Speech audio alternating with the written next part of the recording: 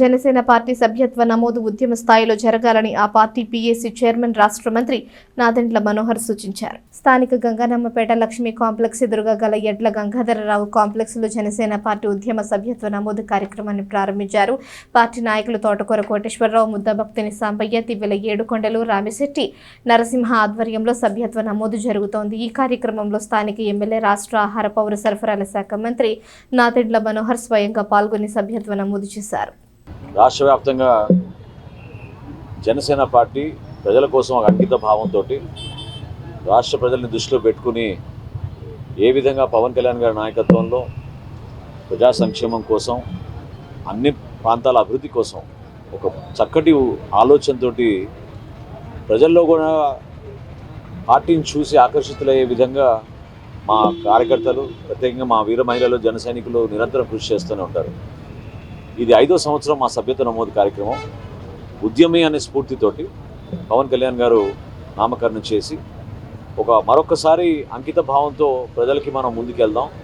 ఈ సభ్యత్వ నమోదు కార్యక్రమం ద్వారా ప్రభుత్వంలో ఈరోజు భాగస్వాములుగా ఉండి మేము సంక్షేమం, అభివృద్ధి ఏ విధంగా చేసుకుంటూ వెళ్తున్నామో వాటిని తెలియపరచడానికి ఈరోజు చక్కటి అవకాశంగా భావిస్తున్నాం. 175 నియోజకవర్గాల్లో కూడా అద్భుతంగా జరుగుతుంది ప్రక్రియ. రాష్ట్ర వ్యాప్తంగా అనేక గ్రామాల్లో కానివ్వండి, వార్డులో కానివ్వండి, ఉత్సాహంతో మా నాయకులందరూ కూడా కలిసికట్టుగా ఈ కార్యక్రమాన్ని ముందు తీసుకెళ్తున్నారు.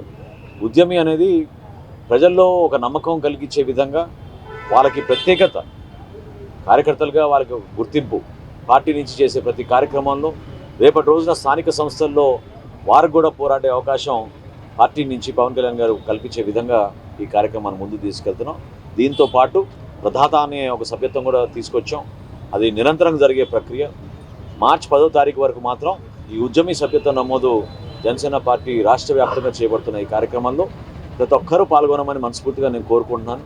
ఎందుకంటే అంతిమంగా నిజాయితీగా ప్రజలకి అంకిత భావంతో పనిచేయడమే కాకుండా చేసిన పని ప్రజల కోసమే చేసే విధంగా ప్రతి అడుగు జనసేన పార్టీ వేస్తోంది.